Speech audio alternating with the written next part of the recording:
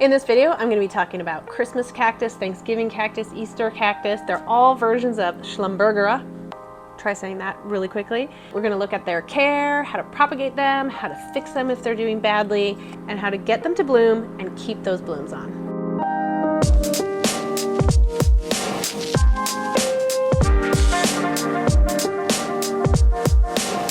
This is my Thanksgiving cactus, not a Christmas cactus, although they are in the same family, so their care is exactly the same. How do you know if you have a Thanksgiving cactus versus a Christmas cactus? It all has to do with the leaf shape is slightly different and the blooming time is different. So I know this is a Thanksgiving cactus because it always blooms between November and December. A Christmas cactus will bloom December through to January, and then there's an Easter cactus which does bloom more towards the spring. But their care is really, really easy. They're not like a dry desert type of cactus. They are a jungle cactus. I believe they're native to Brazil.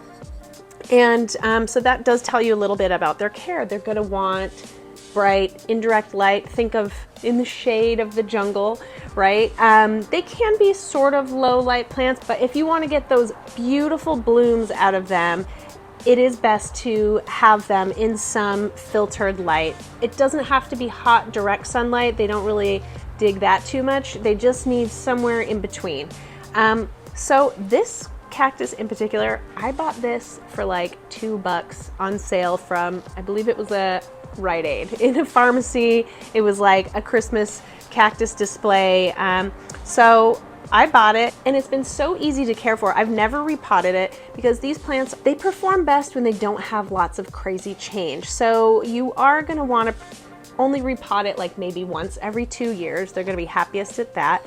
And you can prune them as well because they do tend to get kind of leggy. I have had this Thanksgiving cactus for several years now, and I wasn't too happy with it last year. It didn't hold on to a lot of blooms, so I want to make sure I'm doing the right thing with this one. I'm going to repot it finally. I really should have repotted it in the spring. We are not quite in the full throes of fall yet. It is late summer right now, so I'm going to repot it, and I'm going to repot it with some nice organic potting mix.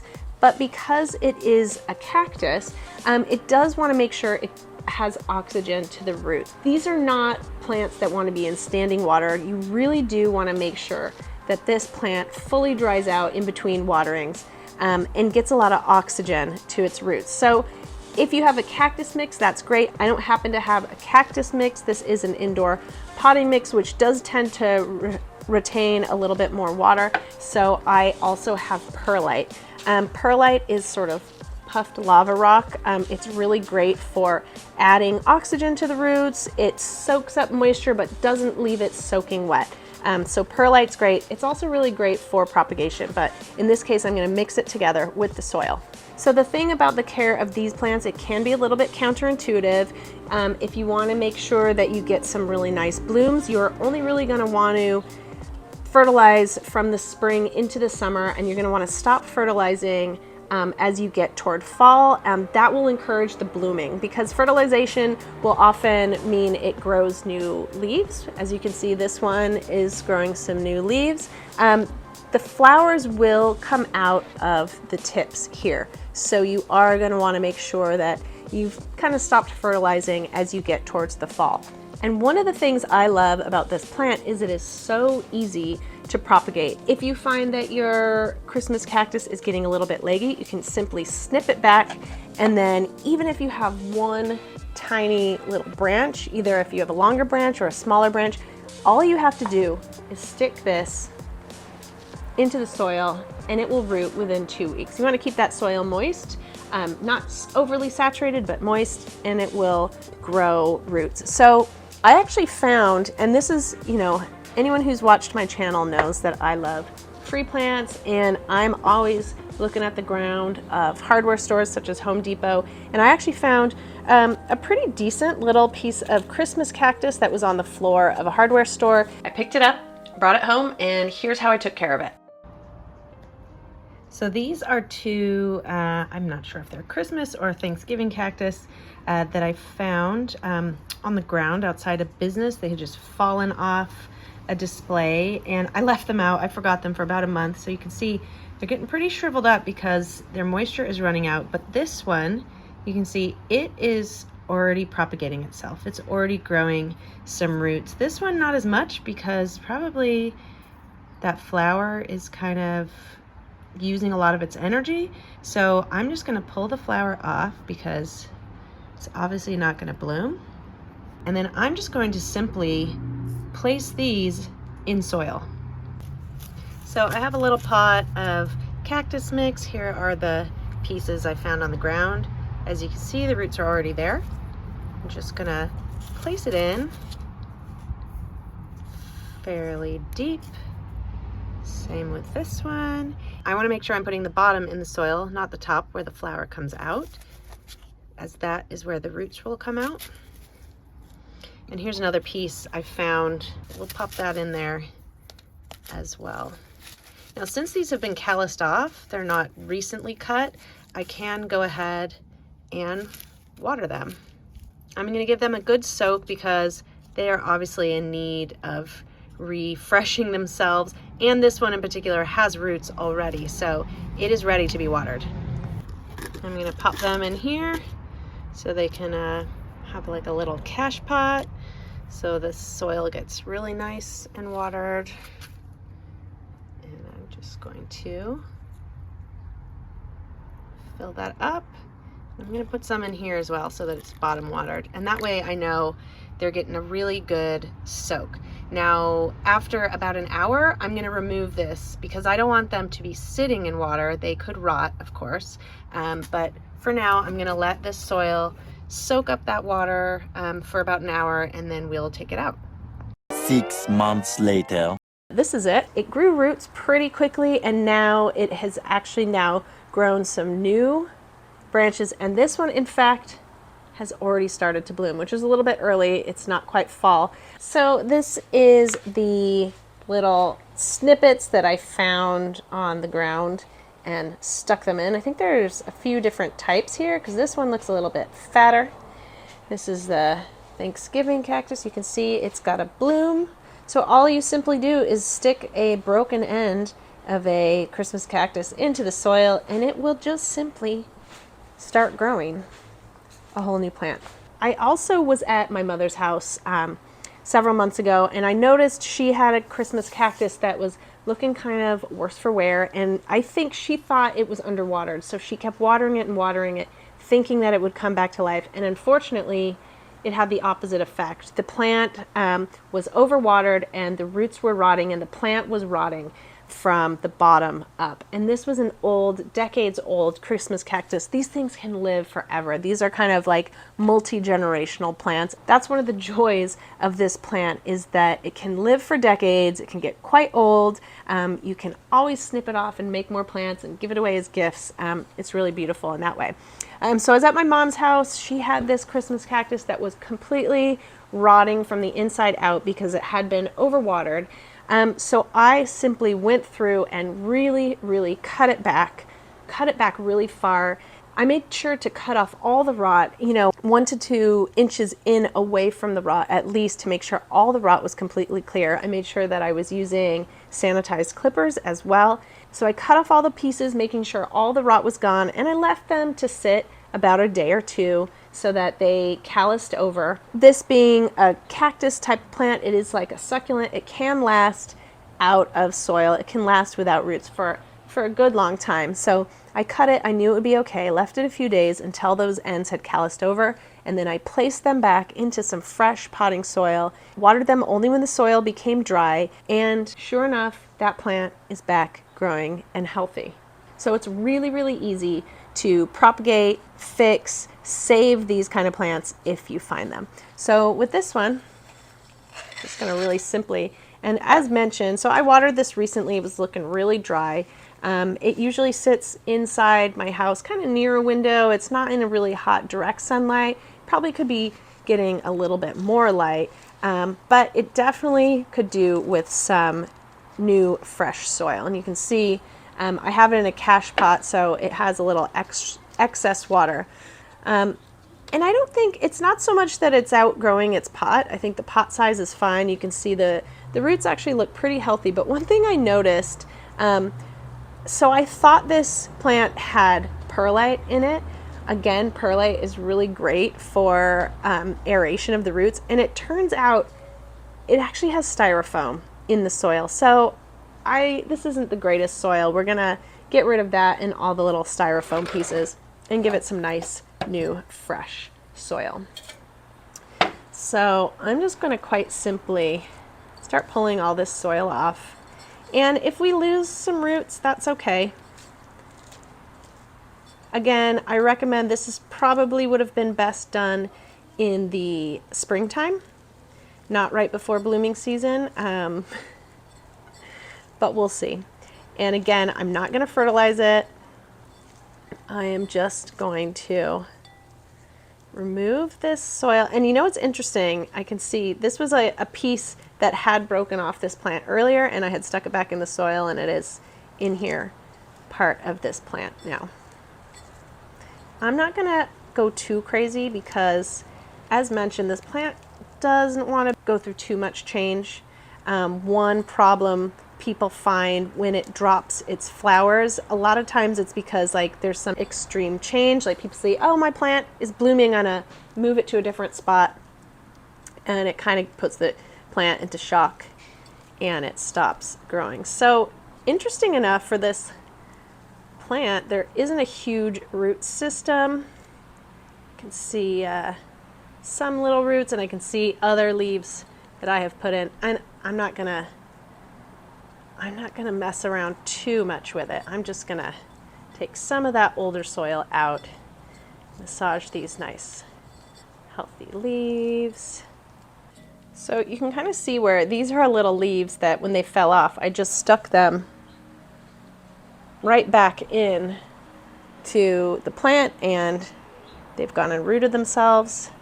And again, I just want to remove this. You can actually see where some of the leaves start down here. I just want to remove this like kind of funky old soil that it came with. Again, I think it's really weird that they used styrofoam balls as the aeration device, but you know, hey. And again, here's another branch that broke off and got replanted.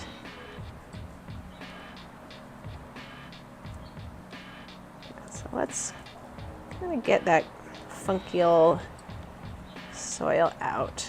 And I could use water to kind of really get a lot of the soil out, but this plant's not too unhappy, so I'm not going to go too wild here.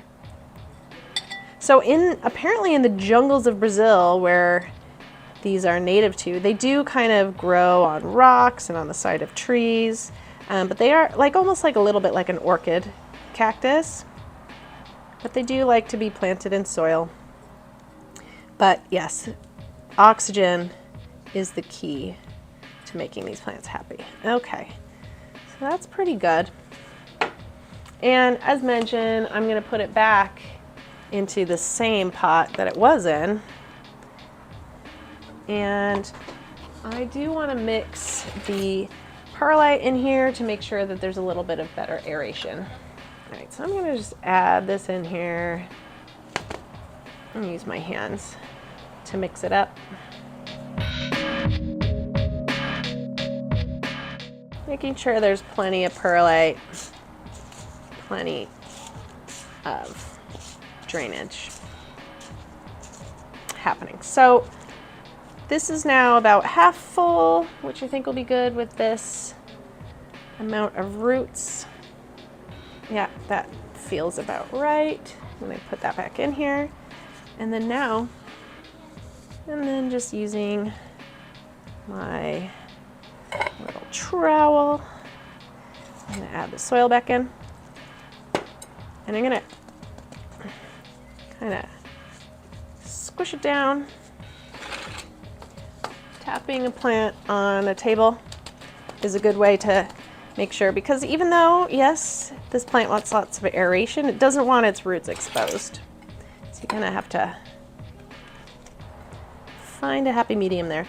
So again, these are cactus, so they are not cold tolerant. They are not frost resistant. If you live in a colder area, anything that is going to dip below the 60s or 50s, you will want to keep them indoors. They really like that kind of pleasant 70 degrees. They do like humidity. So that's another thing about a winter plant. If you have heat running in the winter, you might want to help add some humidity back, whether if that's with like spray, or there's like other ways that you can find humidity, like a tray of rocks I've heard is one good way, or an actual humidifier is another idea. Give it another little tap. Make sure that soil is gone down completely, covering the roots. And that is it. Feels pretty good. I'm squishing it, making sure the soil is completely all around. That feels good. So here is my repotted cactus in much healthier soil. Is this going to make it bloom better this season? Maybe not, perhaps not. So I'm going to put it back in its cache pot. I'm going to give it a little bit of a drink because that soil that I just placed it in is wet. And this also makes the soil fill in with all the air holes as well. So I'm not going to make it sit in the water. I don't want to have any root rot, but just make sure it's soaked in. So I'm going to leave it in that cache pot for now, and then I will dump any excess water that hasn't soaked in the next hour or so. But of course, another big question about Christmas cactus care is how do you get those beautiful blooms? And that is one of the draws of this cactus. It can produce some of the most beautiful, brilliant blooms in all kinds of colors. This one in particular has a wonderful fluorescent magenta pink. They can be white, they can be red, they come in all different colors, light pink, you name it. So how do you make sure your cactus blooms? One of the interesting things about this cactus, it's kind of very similar to getting a colorful poinsettia. It's all about light and dark. So the reason this plant blooms its flowers at certain times of year is it has to do with how much daylight there is.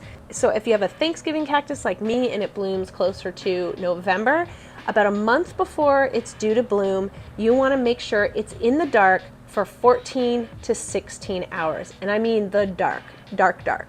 So this seems kind of counterintuitive. So maybe you live in a climate where it gets dark for 14 to 16 hours naturally. Well, then don't worry about it. It will bloom. But if you're in a place where you're getting more light, or if you have it under a grow light, you might want to move it. You might want to put it in a closet overnight. So you might, when you get home from work, pop it into a closet. When you wake up in the morning to go to work, bring it back out of the closet. So 14 to 16 hours of darkness will encourage this to grow the nice little buds and blooms. So once those buds do appear, you can stop with the closet situation. You can bring it out, and you will want to put it back into a place. You're not going to want to shock it. So in order to keep those blooms and to avoid any what's called bloom drop, you're going to want to make sure you put it in a place that isn't a huge temperature difference to where you've been having it in this closet situation. So, you know, if you have it in your living room, put it in a closet in your living room. So make sure that the conditions aren't too extremely different, and just don't do anything that's going to shock the plant. So make sure you just have consistent watering, only water when the soil is dry. Don't have it being soaked in water. Don't get it overly dry, you know, just don't have any of the extremes, and absolutely do not fertilize it in the wintertime. Only fertilize it in the spring and into summer, like maybe once a month, but once summer is over, stop with the fertilization altogether. So that is it. Hopefully this has been helpful on your Easter, Thanksgiving, Christmas cactus journey. If you have any questions, please put them in the comments below. I love answering all your questions in the comments, or just even saying hello. I try and reply to every single comment that I get. And you can also follow me on Instagram and TikTok, and of course subscribe.